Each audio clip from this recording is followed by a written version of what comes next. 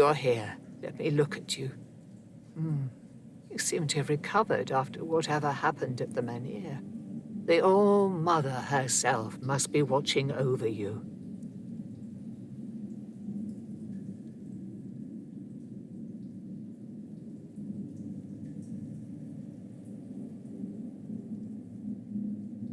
I would gladly explain why you're wrong, but I have neither the time nor the patience to engage in religious disputes.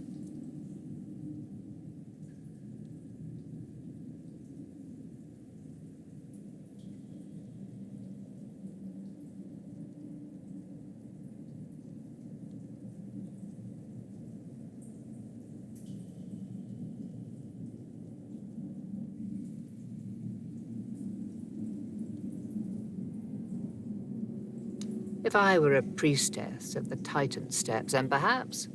But here, take a look around. Cunard doesn't need preaching, it needs herding. The entire place is a complete disarray, and the people here are not easily swayed by words. If they were, we wouldn't be in this pickle. I've been trying to work with Lord Yvain to control the situation, but it seems like everything is conspiring against us.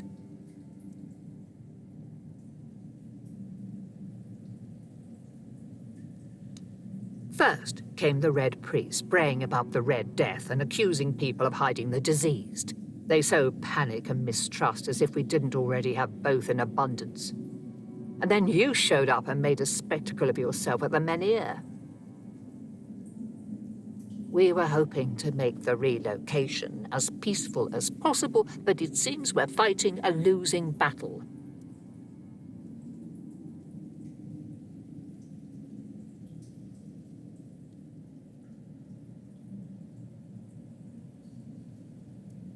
Whatever the All-Mother wanted you to see is between you and her.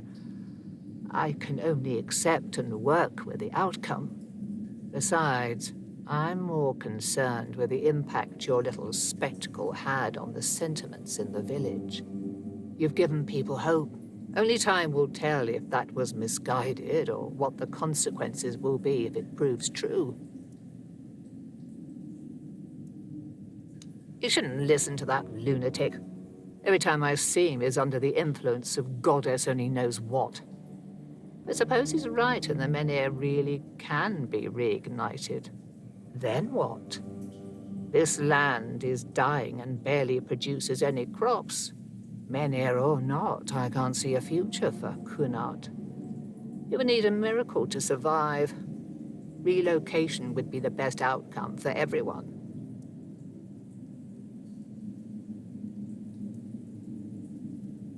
There is more than one way to spread the All-Mother's grace. Why shouldn't a priestess take part in leading the people she serves? Lord Yvain is in a precarious situation. He needs all the support he can get, and supporting him in this endeavor only benefits the residents of Cunard. Besides, my apprentice Ailey is very talented and can handle all the matters that require a more hands-on approach perfectly well.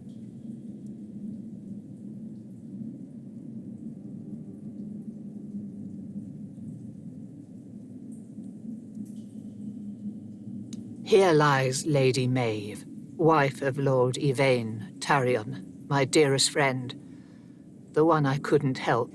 You're wondering why I'm here, aren't you? I'm wondering the same. I thought I'd find solace, or perhaps even grief, but all I feel is numbness.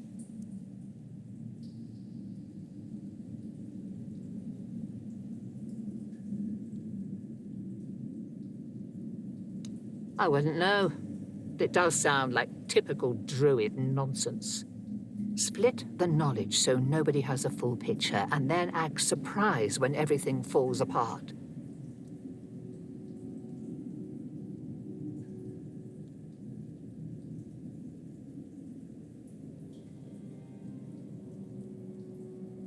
If anywhere, it'll be at the temple of the All-Mother, or what's left after its fall. When corruption spreads there, my sisters who served became something else. Abandon this quest while you still can. Whatever you seek there isn't worth what this twisted place will do to you.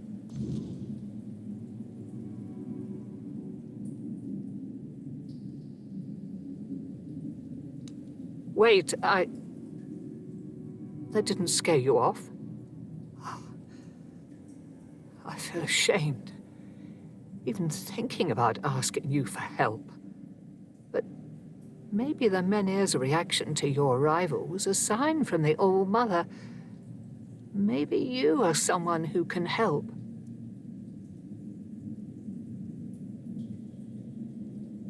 You never asked me whose grave it is. I come here because it's a reminder of how I failed those who counted on me, and I should feel sorrow, guilt, something. But the truth is, I lost part of myself long before Maeve was taken. I stand here. I wait for a feeling to appear, and nothing comes to me. Not ever.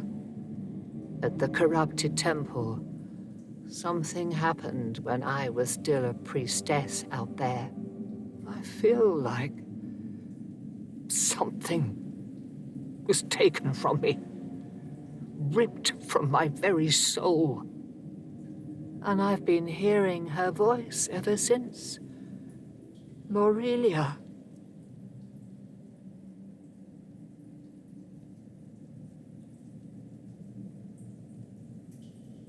I don't remember. I should, but the memory eludes me. She's calling to me, but I can't answer. Help me, please. I need you to go to the corrupted temple. Find her. Find out what she wants from me.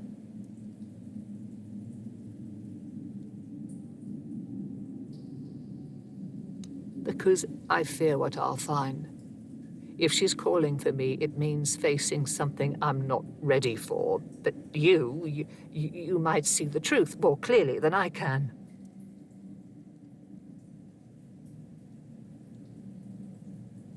Thank you. Whatever this is, it has haunted me long enough.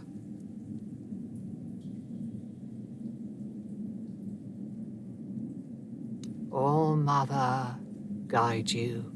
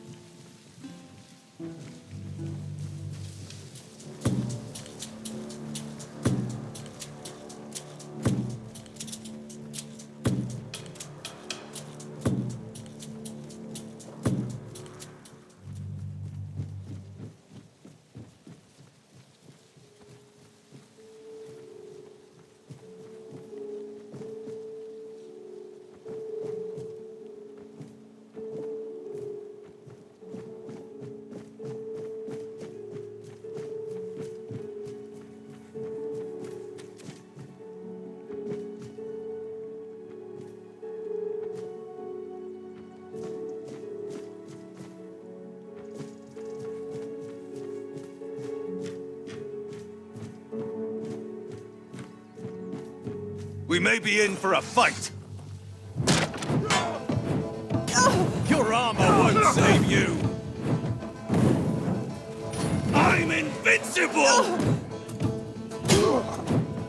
I'll strike you down.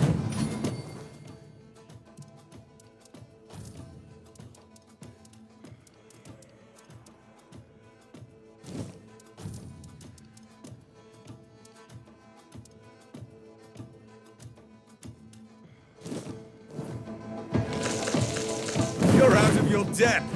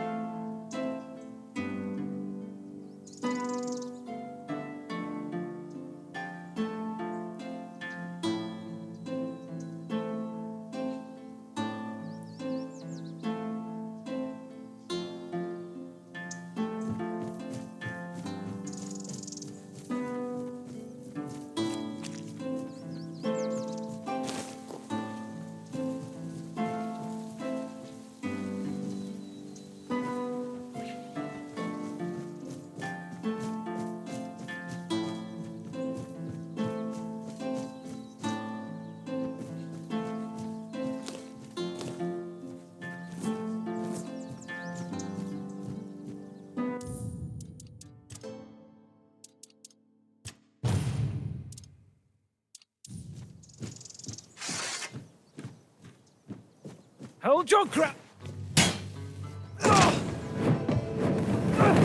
Coward! Show me what you are made of. Such a cheap shot.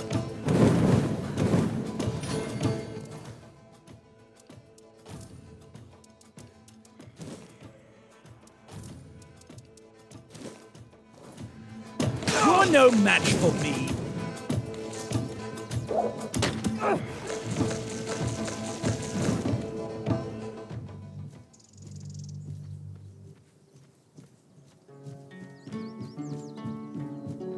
Show me what you're made of! You are nothing but a... Your armor won't save you. Your armor won't save you.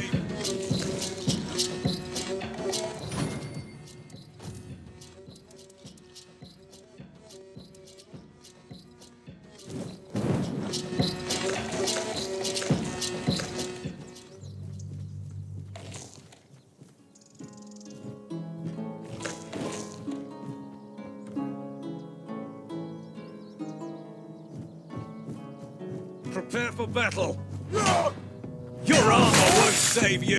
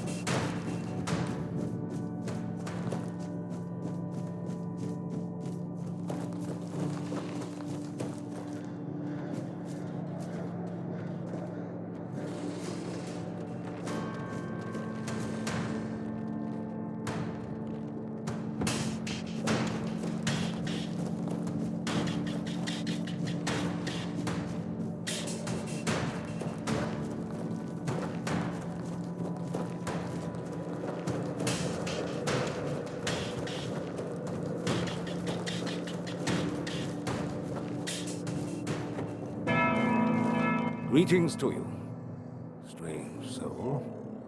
You carry a light that doesn't belong to the Sagramor's realm. You're not from here, are you?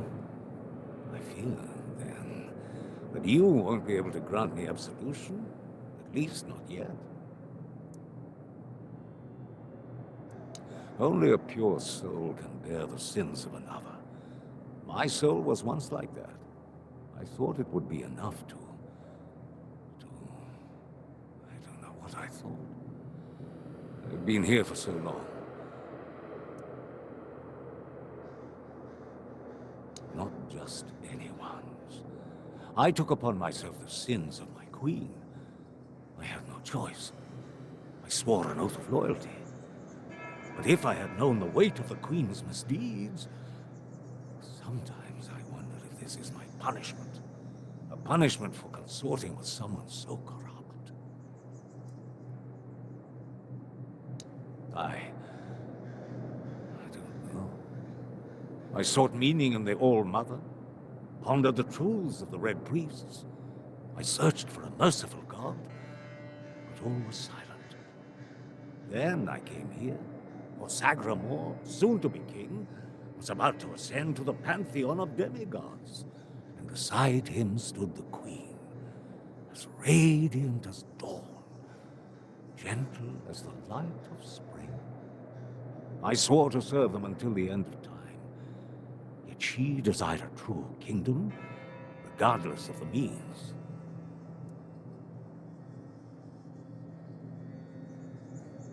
Next, there was the descent into the depths where we now find ourselves.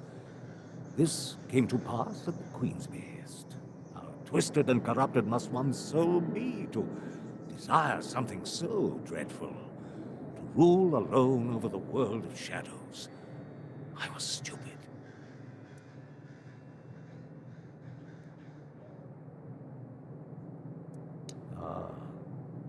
That. It may be my only solace in this vale of tears. The fungus helps me keep my senses, attuning me to the rhythm of this forsaken kingdom, making me somehow understand. I feel the footsteps of the souls wandering above. I feel their ever unfulfilled needs and desires. The fungus conveys this to me quite clearly. Yes, and in a way, I accept the workings of this wretched place. I feel as though I am a part of it. It gives me some sense of belonging. And perhaps there is another future for this realm. Perhaps if we are all connected here, forming one single organism, it might lighten our burden? Who knows?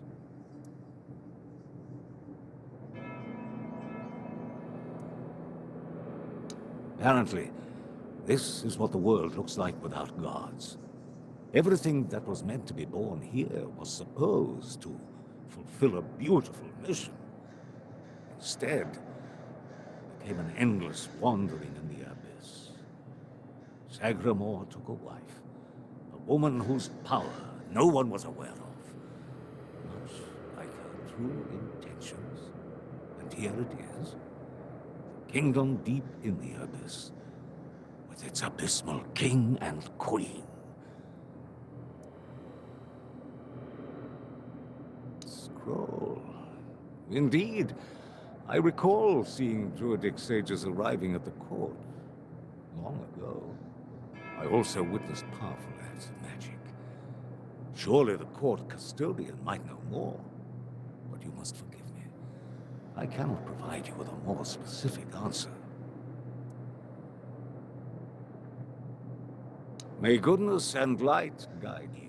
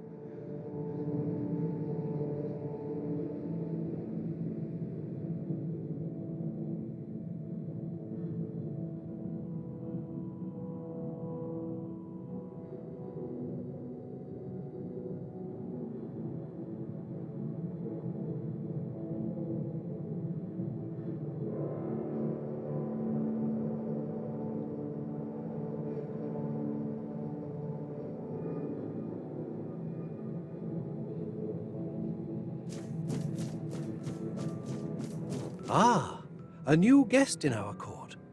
Welcome, stranger, to the humble halls of King Sagremore's castle. Are you here to seek an audience with the king and queen? Many are eager to see them, though most are the old regulars. I'm sure their highnesses will be pleased to see a new face. We haven't had many guests of late. Oh, no need to trouble yourself with me, my lady. I am but a simple custodian, a lowly servant of our gracious majesties. Though, if I had performed my duties better, perhaps there wouldn't be so much constant dying. Oh, it's no big deal. We live here in perpetual suspension. Time can't touch us, and it's all thanks to the Queen and her sisters, who decided that would be best for everyone. Well, as long as you don't sin against their majesties, then you might share my fate. Or that of Sir Stygander, who you may have encountered on your way to the castle.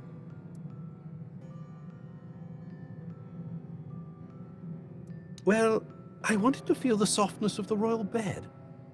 Yeah, no, don't look at me like that. It's not what you think. The Queen's honor is intact, at least where I'm concerned. But I happened to be in the chamber when King Sagremore appeared. He wasn't alone, and his companion wasn't the Queen. It was one of the harpist sisters. But shush. The king didn't notice me, but the Queen caught on to my unease. She tried to force me to confess what I had seen. I think she suspected it involved one of the king's indiscretions. In the end, I was the one who paid for his sin. Oh well, it's the lot of servants to bear the burden of their lord's transgressions. Loyalty, of course. Sir Stygander swore to our queen that he would remain faithfully by her side, and that he would take every sin of hers upon his shoulders. That was a very unfortunate pledge, as it later turned out. Now our brave and loyal Sir Stygander is atoning for sins that aren't his. But breaking his vows would be a sin in itself, requiring even more atonement. It's a no-win situation. But such is our fate. Oh, I'm sure they will. But you might have to wait a bit. The king's schedule is completely full for the foreseeable future. And, before you ask, no, there's no way to speed it up. King Sagramore is very particular about treating all his subjects equally. Unless you're aiming to become the court jester, there's not much I can do to help. Though, now that I think about it, perhaps if the Queen's sisters put in a good word for you, you might just get to the front of the line. Oh, that would be Miss Clare and the midwife. Should I elaborate about the royal family in any particular order?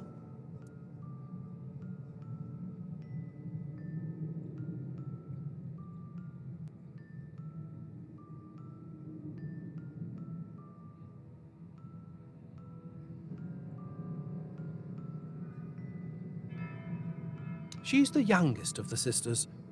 She used to be so sweet and innocent. But now, well, I shouldn't gossip. I'm already trying to make up for that. Just know that Miss Clare isn't a bad person.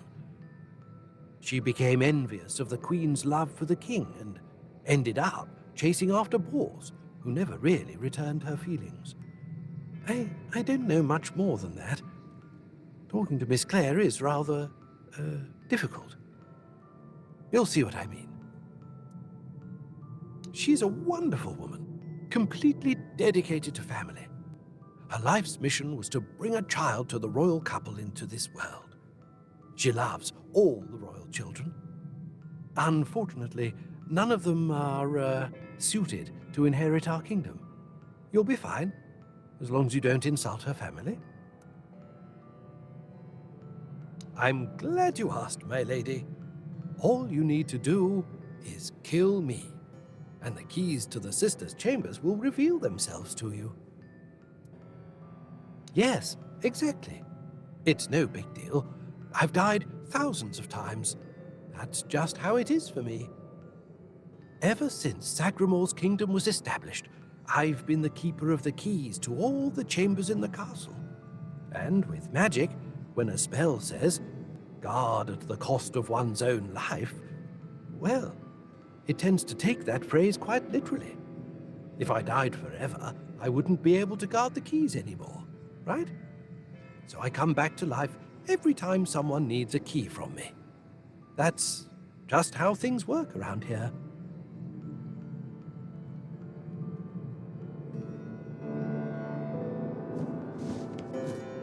Hello again, my lady. Have a splendid time at King Sagramore's court?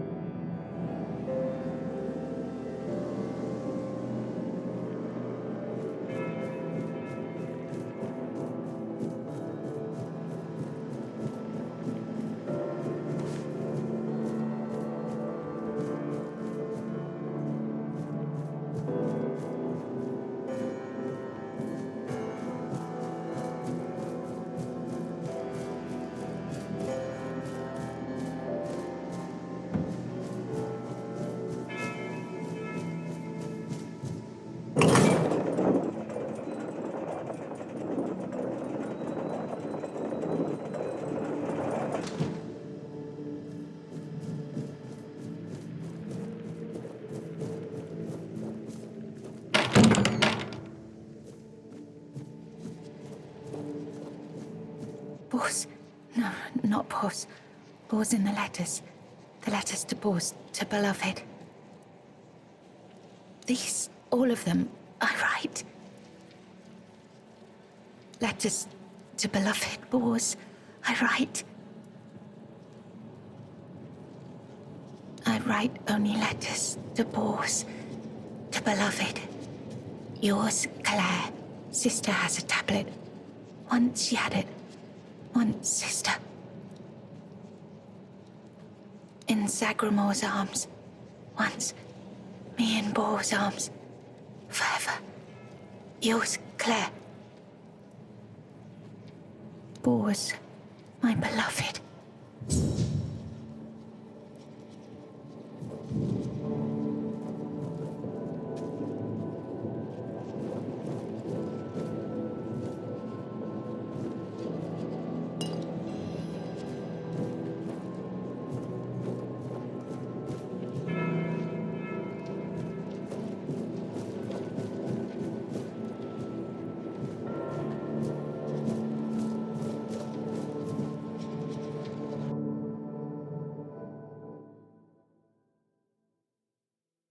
Once upon a time, there lived a young maiden named Claire. She had 2 sisters, and together they resided in a resplendent castle within a land untouched by the cruelty of time. In this unchanging realm, there was neither the sorrow of endings nor the joy of beginnings. No sunrises, no sunsets, and no seasons to mark the days. Such was the design of the eldest sister, whose insatiable hunger for control bound the kingdom in eternal stillness. She hoarded love and devotion as a dragon hoards treasure. Yet for all her power, her heart remained empty, cursed to feel nothing for eternity. Claire, the youngest and gentlest of the sisters, moved quietly through the cold, unchanging halls. Her beauty was, too, untouched by age or hardship. Yet unlike her sisters, Claire possessed a secret, a flicker of defiance against the curse that gripped their land. Her heart remained free, protected by a force beyond even her eldest sister's reach. True love. This love bound her to a noble young man named Bors, whose memory was her light in the kingdom's shadow. Though torn apart by dark magic, Claire refused to surrender to despair. She knew that giving up hope would mean losing herself entirely, succumbing to the same cold emptiness that claimed her sisters. So she endured, her heart steadfast in its belief that love could shatter even the darkest of spells, and that one day, somehow, she and Bors would reunite.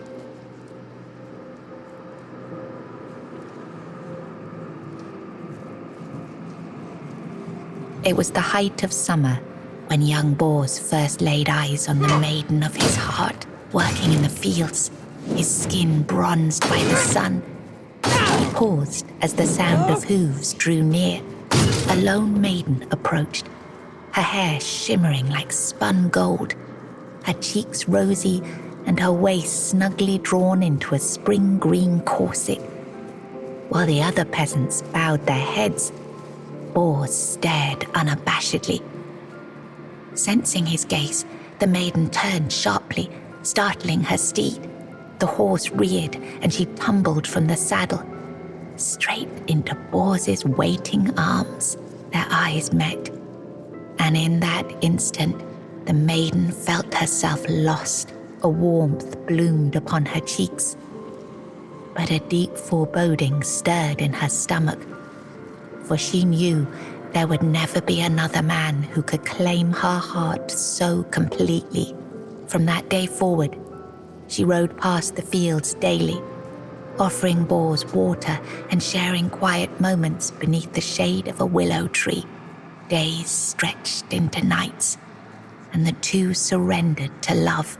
But one day, as the maiden passed the field, Her beloved Bors was nowhere to be found. She waited beneath the willow until darkness fell and reluctantly returned to the castle. The next day, and the one after that, she returned. But Bors never did. Summer turned to autumn, and the maiden ceased her rites. She withdrew into the shadowed stillness of her tower, her heart heavy with unending sorrow. Unbeknownst to her, Bors's bones lay bleached and brittle beneath the sun, hidden in the very field where their love had bloomed. For in Sagramor's kingdom, no crime was graver nor punishment swifter than love.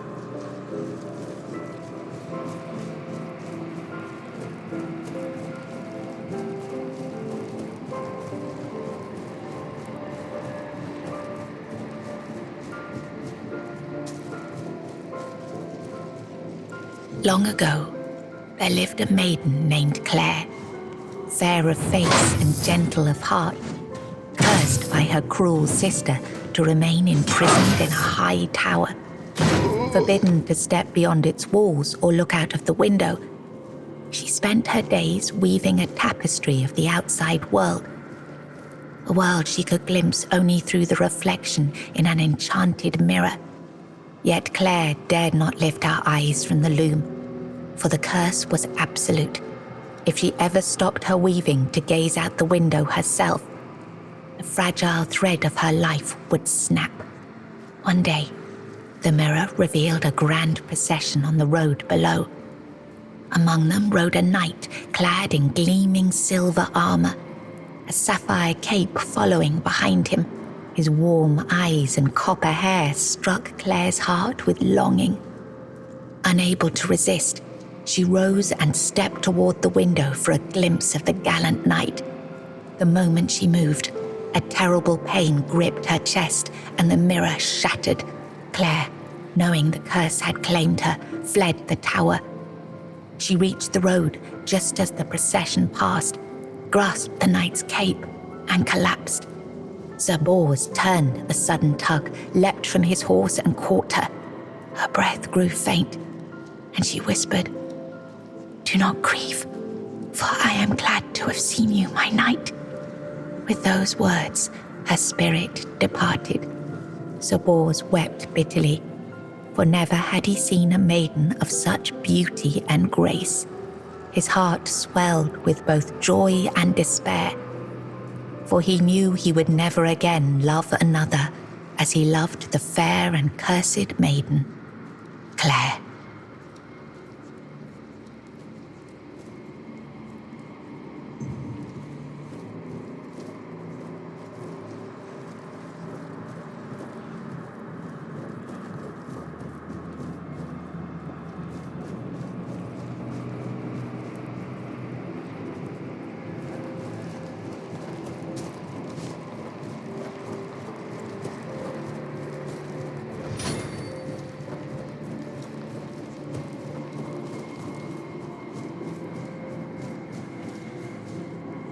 In the days of King Sagramor, there lived Bors, a wandering minstrel whose songs were famed for their beauty and sorrow. Among his melodies was one that bore the weight of his heart, the ballad of a lady named Claire. Claire, a noblewoman of unmatched grace, had been betrayed by her jealous sister, who sold her to a rival lord for power, locked in a distant tower. Her pleas for rescue went unheard. But Bors, who had once sung for her in her father's court and fallen deeply in love, learned of her plight and vowed to save her. He journeyed to the castle where she was held and sang beneath its mist-shrouded walls each night, hoping she might hear him. At last, a faint voice joined his song. Claire, her spirit unbroken despite her captivity, determined, Bors devised a daring plan. Each evening he sang in the castle hall, lulling the court into an enchanted trance. When the moment was right, he slipped away to free Claire. Together they fled through shadowed halls, hearts pounding with hope. But as they reached the forest edge, disaster struck. The alarm was raised, and the guards gave chase. Armed only with his lute, Bors faced the guards to protect Claire. In the struggle, he was struck down, his body falling beside his broken lute. Claire was dragged back to the castle, her heart forever bound to the minstrel who had died for her.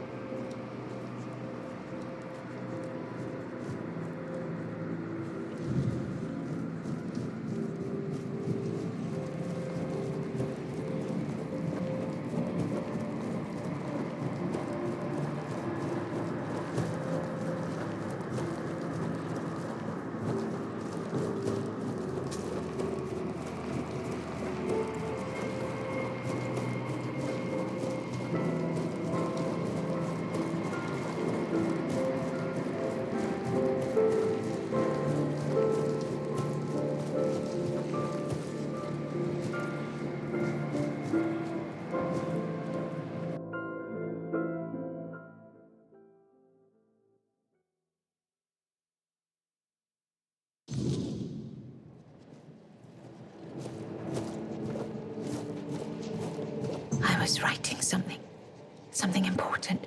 Do you know what it was?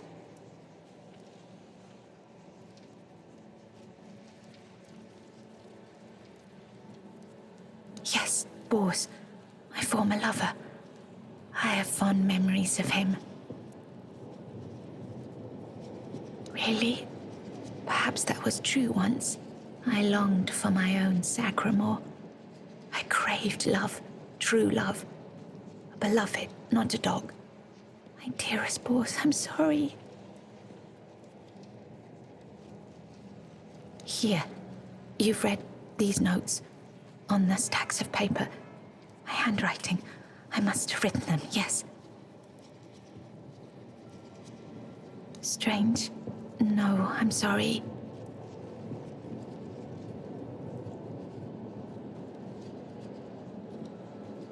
My sister. I have 2 sisters. One older and another the eldest. She's the caregiver. She nurtures. She helps. She tries. She wanted Sagramore. She wanted the crown. She has everything except love. She does. She holds the power of the Menhir. She has everything. She has no desire for love. She wants to rule. Love is not necessary. Power is. Fear is.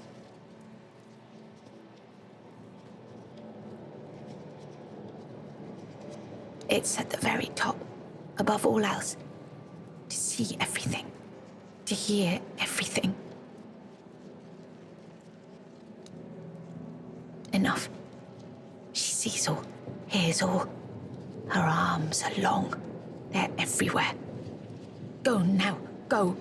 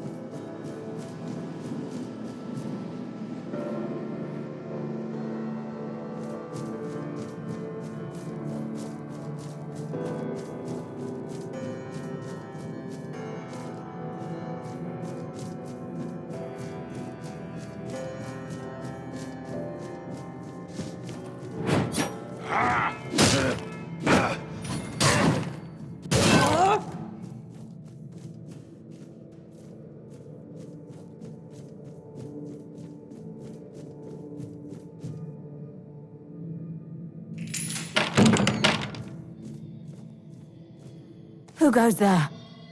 Are you here to see the children? Oh, my sweet babies. I lost them.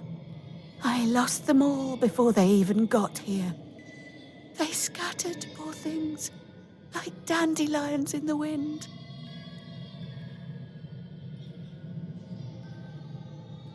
The Queen. She wants nothing to do with me. I failed her so terribly that she no longer wishes to see me. I've fallen so far from her good graces. But I will make it right. You'll see. I just need the children here, safe and sound. Maybe when she sees them, even as they are, she will love them just as much as I do. My little flowers, they're all gone. Met their grim fates within these castle walls. They die and die at the hands of those who should have loved them, or through their neglect. Poor little things. They deserved so much better. After all, they were barely more than blood on our sister's white sheets. No, I swear they are here. They are all here. Our little princes and princesses. They never were, and never will be. Yet they give me no rest. Last night, I dreamt of our brave Wieland pierced by 100 arrows. 2 nights before, he was swallowed by the water. He never left his mother's womb, yet he calls to me always. But I cannot find him. So I write. I write when he last showed himself to me, so I'd know, so I could go to him if I ever had a moment of peace. They are here because I wished for them so desperately. I hoped my sister would be happy, but you cannot force something that was never meant to be. Yet I tried and tried and tried. Now they haunt my dreams and waking hours, while the Queen has forgotten she ever carried them under her heart. Really? You'd do that? And you won't hurt them, will you? Please, I cannot bear to hear their cries anymore. I need them close, so I can watch over them as I was meant to. If I could keep that one promise I made to my sister, perhaps then I could finally know peace.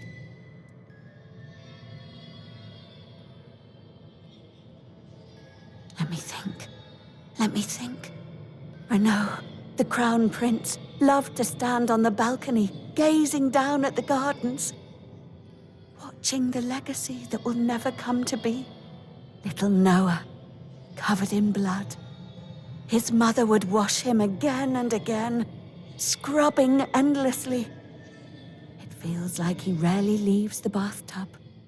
Oh, and Hugo, such a sweet child, sleeping soundly in his cot, sleeping and sleeping, always and forever. He has his favorite lullaby.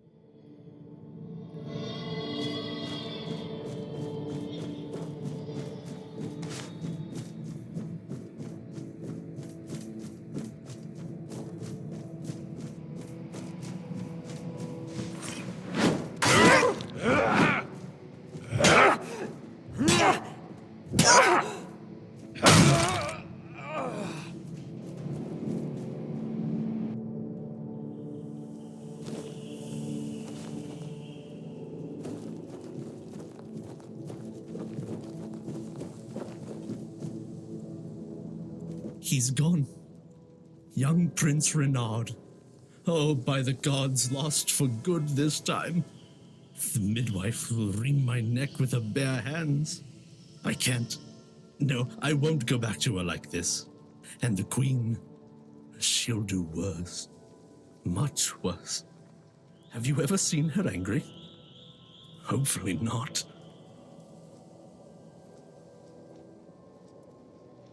She has ways. Cruel ways. The lash is the kindest punishment among all of them. My favorite. Oh, yes, of course. Straight into the void. He stood there for a long while, just staring into the well, and then he was gone. He just stepped in like it was the most natural thing in the world.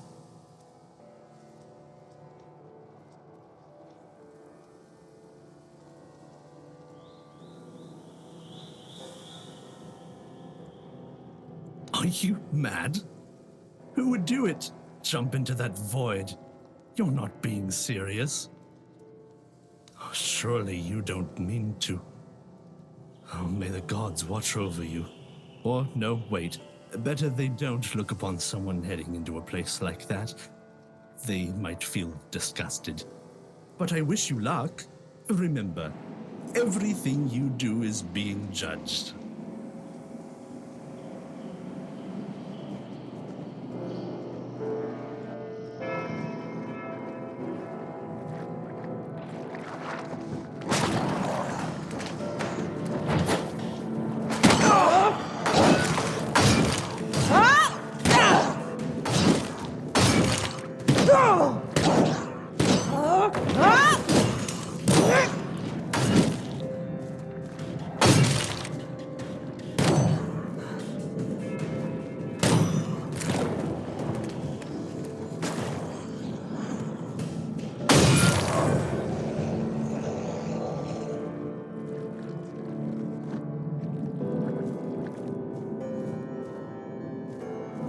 Did the midwife send you? Or was it that coward who's supposed to be keeping me under their heel? The firstborn of the king and queen. A proper little princeling. Almost grown, though life has never tested me thanks to the comfort I was raised in. Which is why I'm full of whims.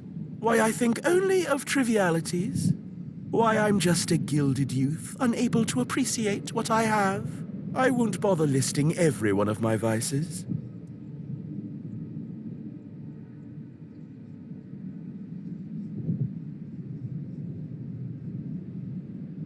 Don't take it personally. You're not that special. Nobody is. I just wanted you to leave me alone. But as always, everything in this house proves hopelessly useless. Any form of service, flawed and feeble. They lack competence. Next time, I'll find a deeper despair and an emptier void to hide in. Mother won't be pleased with how miserably the court servants perform their duties. She never handled disobedience well. Well then, we can skip pedagogical lectures, as I know you'll force me to return at the end. And later, I'll try to run away again. Of all my mother's obsessions, control is her greatest. Everything must bend to her will. That's why I take so much pleasure in defying her. Poor father, letting her trample him like that. It seems a crown on a man's head weighs him down and dulls his mind. The charms of power. They say I take after him. Look closely, and you'll see all you need to know. How pitiful I must be then. Above? What above? There's nothing there either. Here, emptiness turns into more emptiness. Nothing begins, nothing ends. The same, over and over again. I'll tell you something. This place, all this darkness and silence, is no different from what awaits us in the gardens, the halls, or the chambers.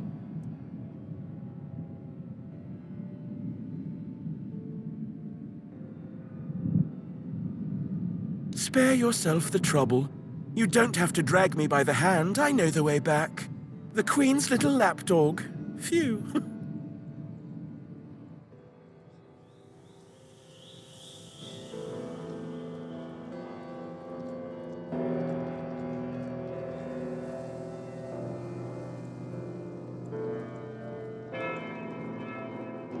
You found the young master. Joy, such great joy. I owe you a debt or two. We simple folk, we must stick together. Here, take this. I hope it serves you well.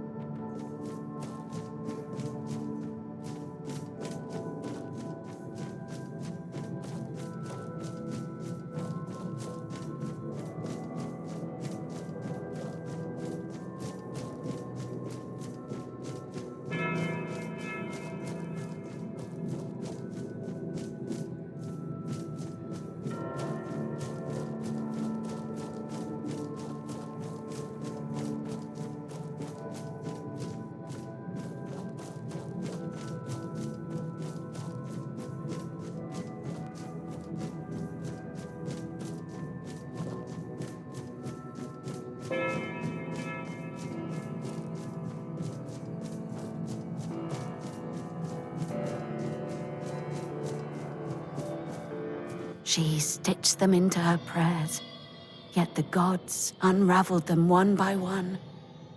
Where are they? I feel their weight in my arms, yet when I look down, there is nothing. Find them. Find them.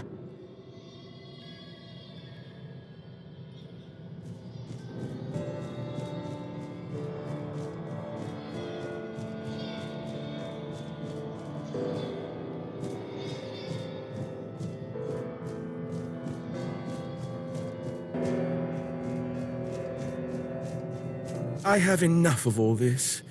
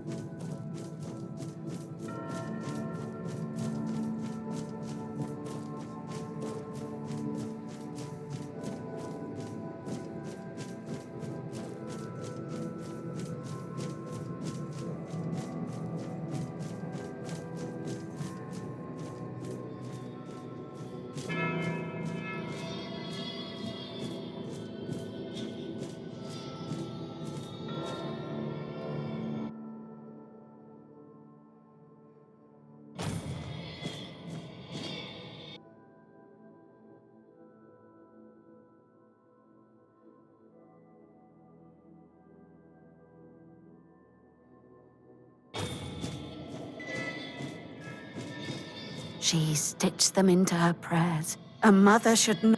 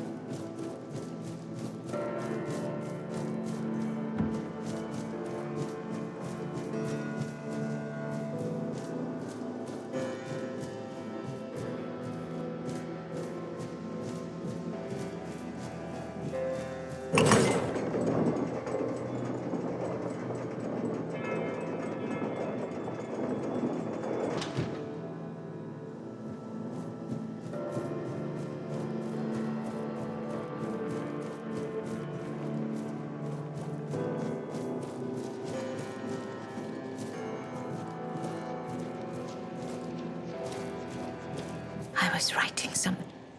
Enough.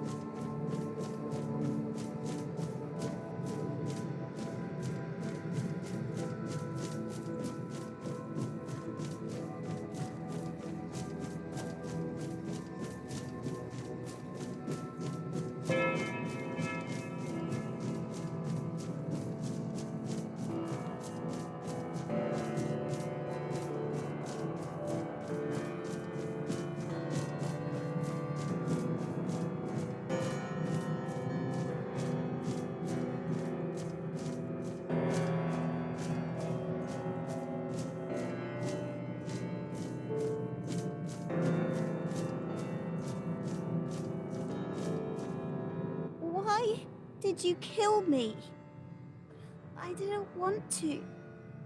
I didn't want to be like that. Mom, she used to call me Little Fish sometimes when she was in a good mood, but when she wasn't, she'd call me Bastard, Misfortune, or Mistake. Once, during a bath, I cried that the water was too hot. So she pushed me fully underwater and held me there until I learned.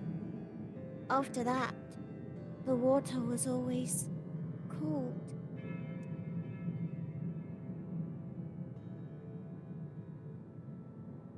Mama is the most important one. She controls everything.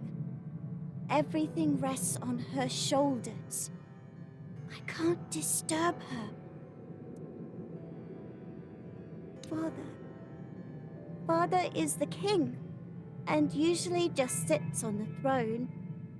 Mama always said he was busy, but he just sits there.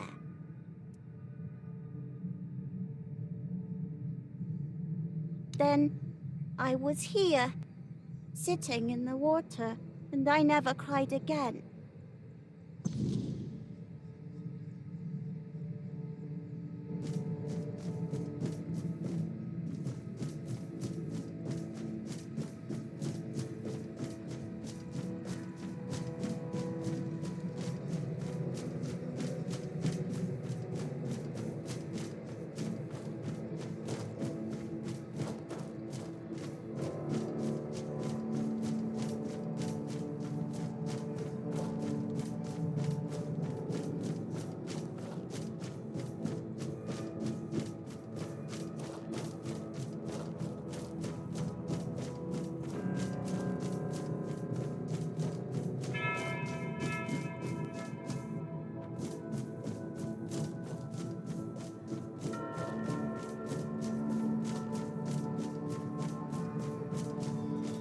They are here. All of them. My sweet little petals. I'm so sorry. I should have tried so hard to bring you into this world. But maybe now we can set you free. You will help us, won't you, stranger? Fate has made a mockery of us all. Our deepest desires have been laid bare, twisted into instruments of our torment. Take these poor little creatures. They have no place in this world, yet they are forced into it and out of it, again and again. But our sister wished for them, and here, her word is the only law.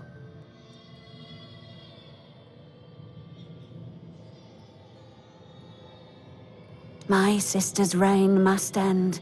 It's brought us horror upon horror, all because of her fear and obsession. She thought she could forge fate with power, but she was wrong. Fate is inevitable, and the one she claimed was never hers to begin with. Yet we are the ones who suffer the most.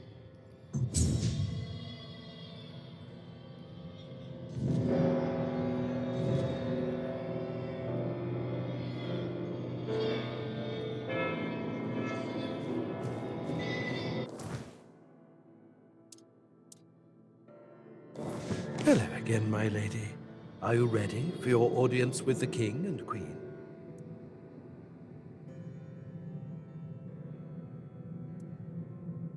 Nobody knows. The king and queen haven't granted an audience to anyone in years. All these poor, lost souls will never get their turn. Only Stygander and I are aware of the passage of time. The rest are stuck, frozen in the moment. But we're not allowed in the throne room, so we have no idea what's going on with the king and queen. If I were you, I'd be sure to mind your manners and follow every order, for your own safety. Ah, I see you're trying to coax a little gossip out of me. I appreciate the effort. You're the only one around here who can hold a normal conversation. Not many people know that the three sisters are Bandrui, female druids. Interesting, isn't it? Not all druids allow women to engage in their noble profession. They didn't care, though. They did their work, and they did it well. One day, they delivered a prophecy to Sagramore, telling him he was destined to be the next King Arthur. Our king took their words to heart, and made one of them his queen. The other sisters helped the queen maintain the kingdom in its current state. It's not for me to say whether it's right or not. I know my place and the role I've been given.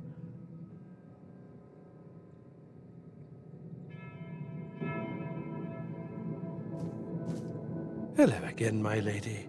Are you ready for your audience with the king and queen? As you wish. Here is the most precious of all keys. It will open the doors leading to the throne room. Oh, and you might have an occasion to see the royal chapel. Please, don't forget us. Damned for all eternity.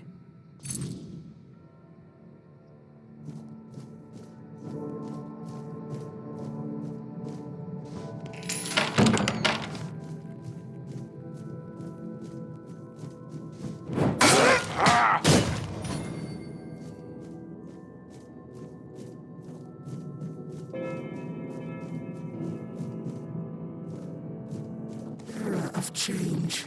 You have been noticed.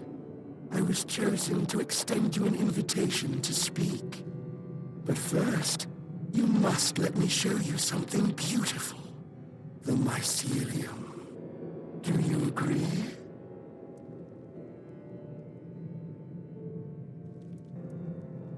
My role in all of this is insignificant.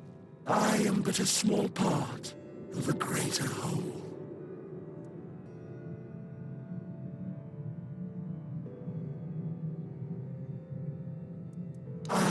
Not the one who can give you that insight. You will learn everything during the conversation. I promise that nothing will be hidden from you. Very well. I won't trouble you any further.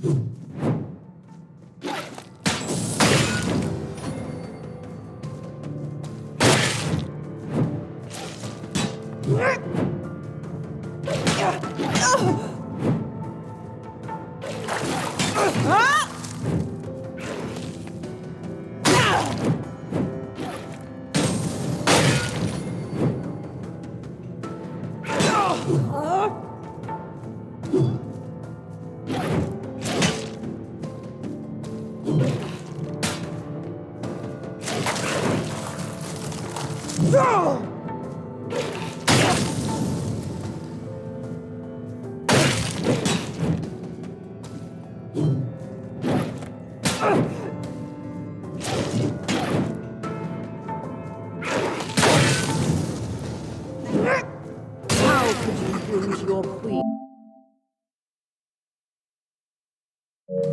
so cruelly? Why did you refuse to simply bow? You could have served me for eternity. Wouldn't that have been beautiful?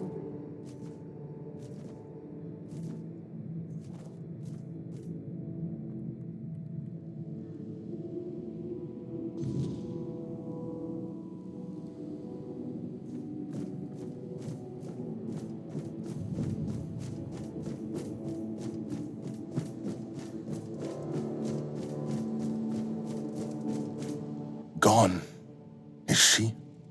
Gone from one eternity straight into another. Oh, how I wish we'd had one more day. A proper one. Marked by the sun setting on us forever. Once, I dreaded it. The relentless passage of time. And now, all that's left is tomorrow, and tomorrow, and tomorrow. And all our yesterdays have lighted fools. The way to dusty death. Now it all ends.